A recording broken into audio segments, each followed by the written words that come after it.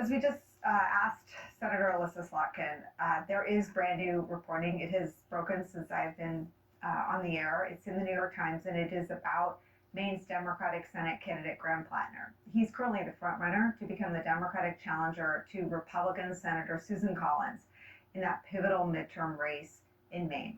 After news reports surfaced that he had sent explicit messages to women while he was married, several women came forward to the New York Times about their experiences with Platner. From that new New York Times reporting, quote, in interviews with the New York Times on Wednesday, several women described Mr. Platner as a fun and caring partner and said they felt safe with him. Some remain friends with him to this day, years after their relationships ended. But in extensive conversations over the past 2 months, three other women who had been romantically involved with Mr. Platner offered a far more complicated assessment, describing volatile and toxic relationships that were unsettling and at times emotionally wrenching. Mr. Platner could be charming and charismatic, they recalled in interviews, but also demeaning to women and, in at least one case, even physically threatening. He drank heavily and was regularly unfaithful. End quote. It's important to tell you, our viewers, that one of the three is a conservative activist who has worked on Republican campaigns, but she says that she would have spoken out even if Graham Platner was a Republican candidate. She disputes Platner's claim that he did not know that the tattoo on his chest was a Nazi symbol. From that part of this new reporting, quote, Mr. Platner, she said, knew when they were dating years ago that the tattoo was a Nazi symbol and that he called it my Totenkopf. Platner campaign, quote, strongly disputes that claim that he knew about the tattoo and that he told her about it. Graham Platner will be Chris Hayes' guest in his first national interview since this story broke this afternoon. That happens tonight at 8 o'clock on All In. For our coverage, I want to bring in political analyst and host of the Bulwark podcast, Tim Miller, with me at the table as I've been going through this story and this reporting. Is my friend and colleague, our political analyst, Molly John Fast. She's the host of Fast Politics and a New York Times contributing opinion writer. Tim Miller, I start with you. I feel like, Nicole, this is a complicated one, and it's ongoing, and so there's some elements to it. So I'm just going to walk through what I think are the key parts. Number one, I think as Senator Slotkin said, look, any accusations of any type of inappropriate behavior around women should be taken seriously, and the Democrats have shown that they've taken it seriously in the past, whether that be Andrew Cuomo or Al Franken, and I think that the Democrats have credibility on this issue for a reason. In this story, like, it is only the one woman that was the Republican activist that makes any accusations of like him putting his hands on her. The other women don't say that. It's more just about kind of drinking and volatile behavior. And so, I think that the question is, like, what else could possibly come up? And I think that takes us to the political part of this. Like, just to do rank politics here, like, this is an extremely important Senate race for our democracy. The Democrats need to pick up 4 Senate seats to take over the Senate and to control Supreme Court nominations, to be able to control the floor for any nominations that Donald Trump wants to put forward for Attorney General or DNI or any important roles in his administration. Like, they have to. Graham Platner also worked for a subsidiary of Blackwater, which is owned by Eric Prince, who is a heinous human being. And as we all know, Blackwater is a Christo-fascist paramilitary. And Graham Platner was working for a subsidiary of Blackwater in 2018 in Afghanistan as quote-unquote security. Security in Blackwater means mercenary, which means murderer. And he was working for the State Department through this subsidiary.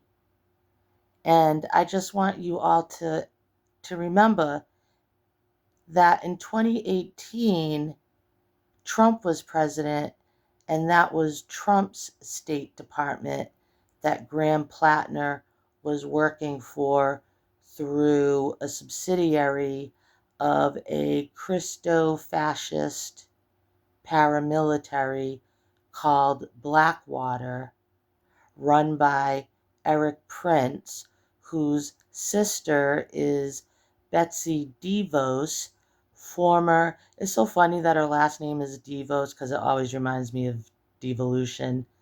Anywho's, yeah, she is the former education secretary from Orange Hitler's first term. So, um, yeah, just because a woman who is a conservative comes forward and makes accusations about a man does not make her accusations any less believable. And in fact, when you look at the totality of all these quote unquote scandals that are coming forward with Graham Platner, I mean, his resume actually reads a lot like a Republican. So just keep in mind that in 2018, he worked for Trump's State Department through a subsidiary of Blackwater, which is a Christo-fascist paramilitary. So of course he knew that he had an SS Nazi death's head tattoo on his chest, because a Nazi death's head tattoo does not look like a regular skull and crossbones. And I believe he got that tattoo in Croatia. Croatia is a country that worked with the Nazis. So there is no way in hell that Graham Platner did not know what that tattoo was. So he is just another lying, cheating, scumbag politician, just another man who expects women to carry water for him and all his misgivings. And then he says, oh, I was just depressed when I made all these terrible decisions from, 2009 to 2021 when he was on Reddit making heinous comments about women and being homophobic and racist and blaming women for their sexual assaults, which he actually says on video. I watched it. So, I mean, I don't know what more has to come out about this dude, but he's not a good dude. He's a plant. He is a Republican plant. I keep telling everybody, beware of false progressive prophets whispering sweet progressive nothings in your ears. This guy knows he's a sweet talker for one, which means he's a con man. I can't trust anybody who is a sweet talker. Ugh, ugh. I hate charming, quote unquote, charming people. Ugh, they're usually snakes in the grass. But this guy knows that America has been in a pretty profound abusive relationship with this Nazi regime run by Orange Hitler. So he knows what progressives and Democrats are craving to hear. And because he's a good con man, I mean, he knows exactly what to say to everybody, and everybody's falling for it. It's like when Fetterman was wearing his hoodie and his gym shorts as a costume. So performative. I didn't trust him from day one because he was performative, and I don't trust people who are performative. And he was incredibly performative. And I know everybody wants to blame his stroke, Fetterman, for becoming a Nazi collaborator, but he always was a Nazi collaborator, and he's doing exactly what he was paid to do, which is blow up the Democrats every time there's an important vote. And just like Cinema, who,